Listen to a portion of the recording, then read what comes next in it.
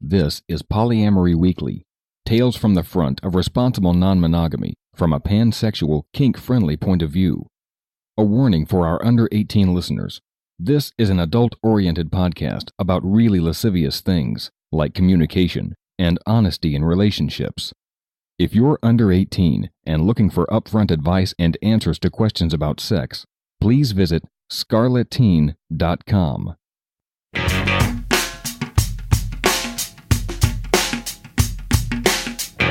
This is Polyamory Weekly, episode 547 for February 8th, 2018. Coming up on today's show, Reassurances in long-distance relationships. That's coming up on today's show.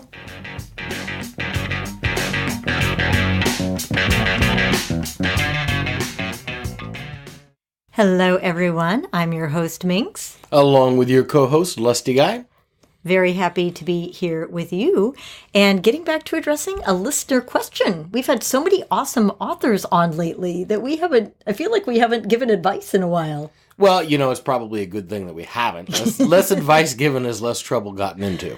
Well, you know what? I don't know if anybody's ever written us back and said, that was terrible advice. I tried it and everything was awful. But then again, I don't know if they would. So here's hoping that no news is good news. Has anybody ever written back to say, hey, that was great advice. I tried it and it worked? Yeah. Really? Yeah, they do it all the time. Oh, cool. I should read more email. I just don't usually read it on the show because then it's like, hello, can I pull out my arm, patting myself on the back there? Well, see, I'll just pat your back, and then you can pat my back. And everybody's arms are safely in place. Well, we are really excited to be here, and we have we have some announcements and a really fun listener topic and some good feedback. So let's just dive into it. Charge! First thing I want to do is to announce the winner of the advanced copy of Kevin's new book, Love's Not Colorblind: Race and Representation in Polyamorous and Other Alternative Communities. Wow, I need to take a breath. We need a musical cue for the winner. A little dun dun dun. All right, let me see if I can find a stinger.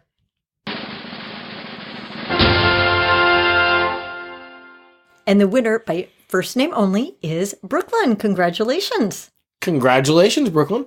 It does kind of sound like it's a whole city or a whole borough that's winning, doesn't it? I thought that was my first thought. Yeah, I was like, wow, that's a lot of books Kevin's giving away. Yeah.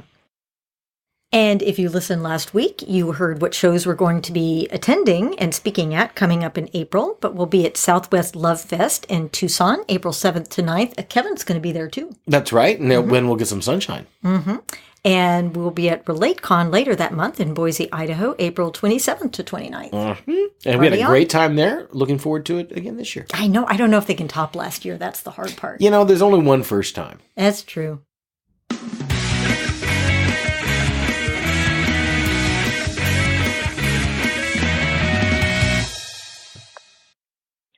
Hey, Minx. I left a bit of a message earlier, but it got cut off, unfortunately. This is Veronica. I was asking about reassurance in long-distance relationships. So just to pick up where I took off, where the call cut off. I think I'm relatively good at reassuring my partner.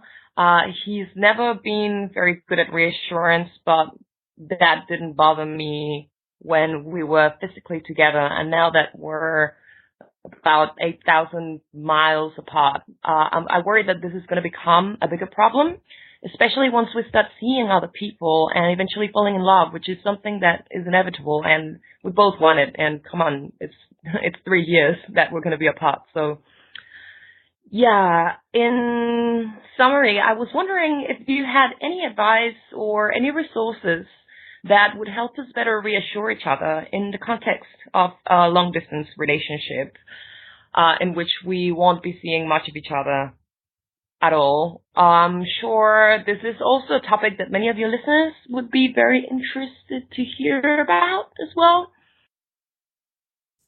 Well, Veronica, thank you for calling in. And I should mention, too, that she also wrote in and gave a few more details. So if we reference details, that's from her written missive. Yep, just keep up with us. Yeah. Do you want to start? No, I always like it when you go first. Okay. You know that. That's true. He does usually let me go first. It's true. View's better from behind. So, in terms of, what might be good for you to reassure him, but my first response is don't ask me, ask him. Ask him what he needs to feel good about the long distance. And as you discover what you need to feel better about being 8,000 miles away from your first non-monogamous partner, you need to let him know. Try different things and be prepared to accept that the things that you think are going to make you feel better may or may not. And you may end up trying a couple of things and then finding something that works. But I can give you a range of things to choose from, but he's the one that's going to be able to tell you, yes, definitely the naked Skype call is the thing that's going to work. Or if I receive a handwritten letter, there may be some sort of personal attachment to that where that's especially meaningful. Maybe that's it. Maybe it's little gifts from your Amazon wish list. There are all kinds of things that you can do to support texting, international texting. You can get on WhatsApp or Facebook Messenger or good old-fashioned texting, whichever works for you. And you can just text each other frequently throughout the day, send each other little pictures. I mean, there are all kinds of things, dirty or not, I should say. There are all kinds of things you can use to keep in touch and to express that you are thinking of the person and they are still on your mind and in your heart and valuable in your life. I guess the short answer, though, is that he is responsible for his feelings and you're responsible for yours, right? So it's his job to figure out what he can do best to take care of himself and to self-soothe and also to ask you what you can do. So he should be telling you what you can do. No guessing, basically. Just ask him and try different things. And same things for yourself. You may figure out some tools and tips and tricks that work really well for you in terms of self-soothing. It could be going out with friends. It could be having a special, pedicure is always my go-to, right? Or a night with the girls, whatever makes you feel better and makes you feel less lonely for him. Or, it could be that good old naked Skype call. And in terms of actual, the words of reassurances, again, that's going to be specific to the person. There are certain things that certain people like to hear. LustyGuy is really great about telling me every day, even though we live together, I love you. I'm so glad I found you. I really value our life together. Those things are really important to me because this is the first time I've lived with a poly partner. And even before we lived together, just for me hearing, I'm so glad I met you, and I'm so glad with what we have become as a couple. Those are really important to me. But maybe for you, it's something else. So you need to know what is important for you to hear so you can ask your partner to say it, and vice versa, right? That's sort of my run-on bit of advice. You look like you're preparing to say. Are you cracking the knuckles going, okay, here's LustyGuy's advice. And clearing the throat. Clear the decks, because here we go. So a couple of things. As usual, I'm going to deconstruct what I think I see in the letter in particular. I love it when you all write letters in because then I can play Sherlock Holmes and read between the lines and think I know something when I probably don't. So if this is all wrong, that's fine. The first level is I see a little bit of trouble borrowing here. I see a little bit of you saying, I'm worried about what will happen in the future. I'm afraid that in the future we're not going to be able to do this well. Well, you know what? Don't borrow trouble. It is all well and good to try to be prepared and anticipate things and get out ahead of them. That is commendable.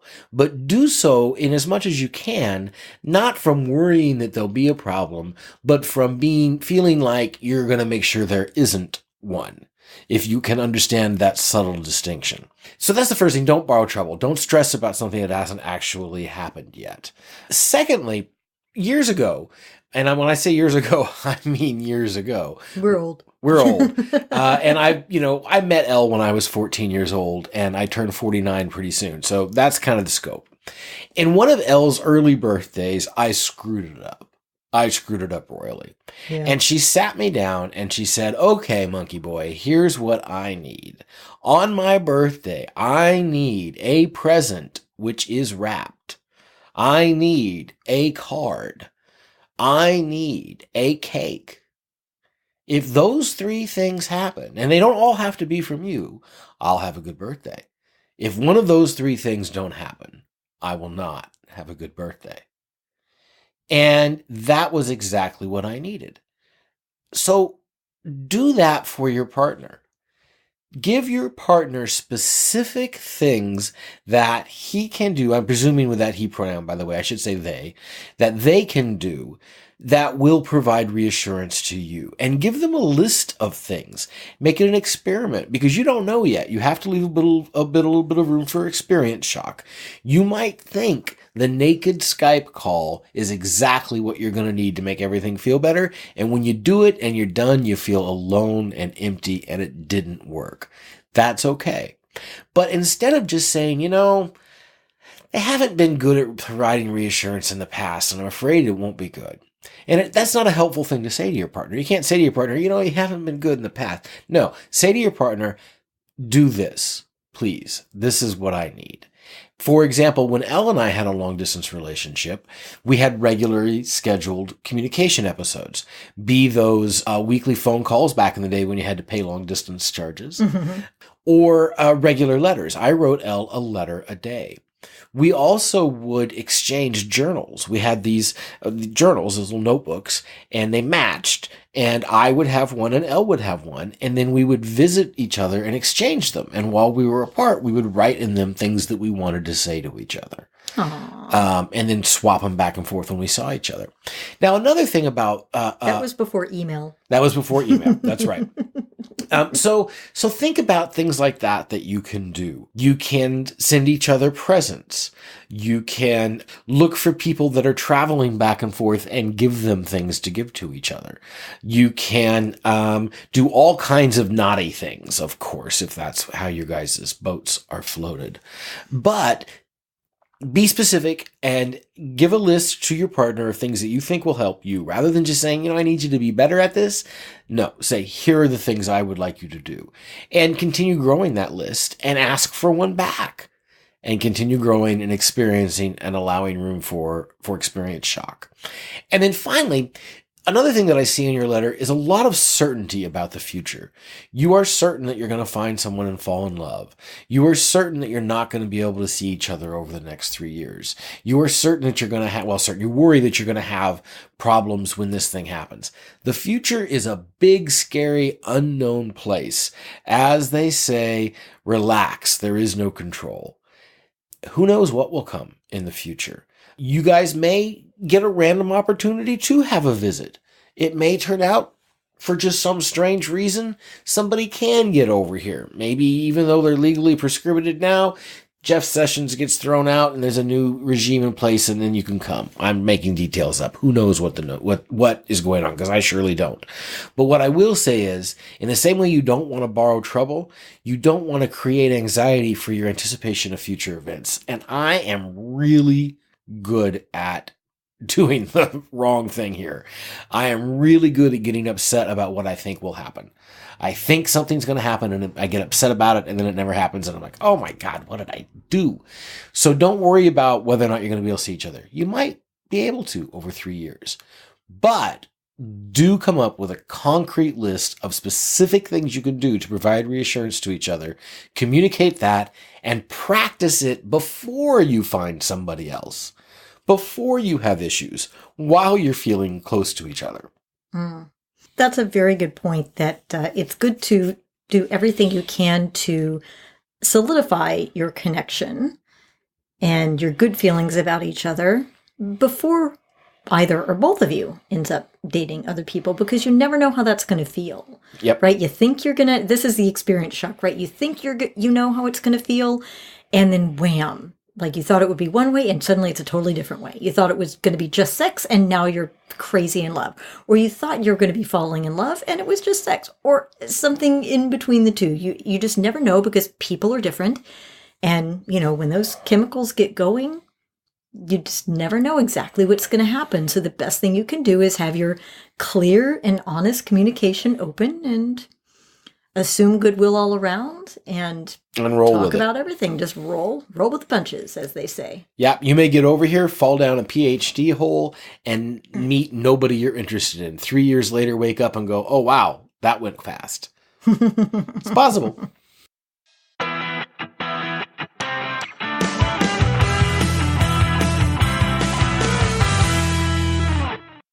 And our feedback this week was previously attached to a comment that we played in an earlier episode, but I wanted to separate this bit out, especially when LustyGuy was here. This is from Maria in Pennsylvania. Another tiny bone to pick. I was just listening to one of your shows about, I forget exactly how you worded it, but rules about polyamory that you were discussing, Cunning Minx with LustyGuy.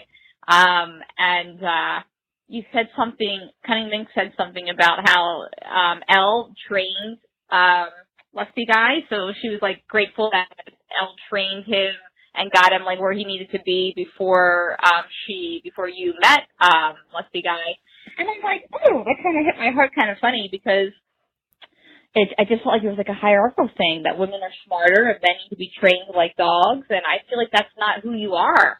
I think who you both stand for is just being equal and seeing eye to eye and not being smarter or better than the other person.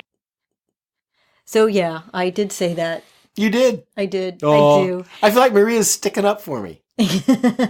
No, she really is.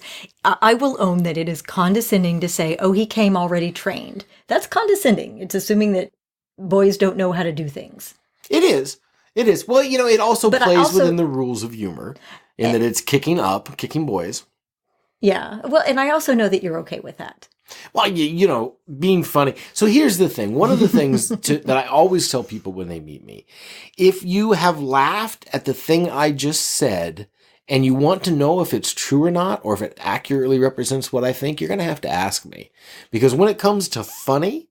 Yeah, he does say a lot of things that are not entirely accurate just because they're funny. They're funny. Funny is important. Funny is worthwhile. So in that spirit... If you want to look at what's actually true, Maria, you're absolutely right. And I'd like to think in our better moments, we are about equality and egalitarianism and acknowledging those things. So if you're going to talk about what's true, you're absolutely right, Maria. Thank you for sticking up for me. And thank you for calling both of us, to the carpet a little bit. Now, if you're going to talk about what's funny... Which is what you care about. It was kind of funny. I think that was Minx's attempt was to try to be a little funny. That's the thing. I'm never funny except when I'm not trying to be. If I'm trying to be funny, I'm not funny. You were just pretty funny. That was funny. Oh, dear. It was true, too. I wasn't trying to be. In any case, thank you, Maria. You are, look, from a sober perspective, you are right. It was just an attempt to be funny. Yeah.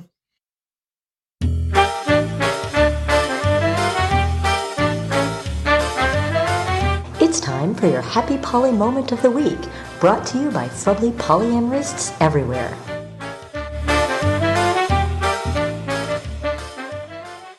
We have a fantastic Happy Poly Moment this week. I really like this one. Yeah, this is from Melissa, who wrote in saying, I've been in a relationship with my partner for about 9 months. He's married with 2 kids, and I'm solo poly. His wife is on board, though it was a long road for them to get to this point. Lucky for me, most of the work was done years before I came on the scene. Yet there are still times when my partner wishes that his wife was a bit more inclined to welcome his other partners into their lives. Last night was an amazing step forward for all of us. In talking to my partner recently, it sounded to me like they were having trouble connecting lately, in part because of the holidays fast approaching and they were getting really stressed about all the preparations for going away to visit family. They only got to see each other in the evenings, and kid stuff dominates their time, and by the time the kids are in bed, they're too exhausted to care for each other. To make matters worse, their weekly date night looked like it would be canceled this week as they were stuck without a babysitter. Polly to the rescue! I volunteered to hang out with the kids at their house while they were out, and since I live alone, I suggested they go over to my house to relax in front of the fireplace, use my outdoor hot tub, and just be alone together. I wasn't sure my metamor would go for it. I thought maybe she would find it too weird, but she did go for it, and she was super grateful. I loved getting to know their kids better, too. My partner was so happy he never dreamed that their relationship would get to the point where he could invite his other partners into their family dynamic this way. Isn't that awesome? That is really, really, that's when you know you're doing everything right, because the relationships are helping to make everybody better versions of themselves. Exactly. Provide a moment of connection and relaxation for mom. And let me tell you, when you're mom and dad, when you're raising kids, and that really, people are like, I am always about, no hierarchies. No, when there's kids involved, there's hierarchy, and the kids are at the top of it. Yeah. That's just how it the is. kids are at the top of it. It's true. You've got to take care of these little human beings that aren't quite yet independent. Now, as they get older, that changes, right? And on a scale. But in the beginning, man, everybody's domed by their kids, simply biologically, if nothing else. And so to provide that respite for mom and dad is giving them a chance to rest and be better versions of themselves. That's what relationships are for. Huzzah. I really love that little story. Yeah, that was really nice. Well, I think that about wraps it up for our show this week. We are a free resource who's helped hundreds of thousands of people navigate their introduction to and success with polyamory. Your donations keep the podcast free for everybody, both inside and outside the community. Hat tip to our Polyweekly Playmates who subscribe monthly for absolutely no additional collateral except for my eternal gratitude. And mine. Well, and the communities, for that matter. For questions, comments, and feedback, you can call 802-505-POLY, and we'll play it on the air as we did with Veronica's question and with Maria's comment. Or you can email polyweekly@gmail.com if you want to book us to speak at your next show, LustyGuy@polyweekly.com. Oh, yes, Facebook. I'm like, what's next? Facebook. We're on Facebook at facebook.com/polyweekly. We're on Twitter at polyweekly and at cunningminx. And I think that wraps it up. We just need to say the tagline. It's not all about the sex.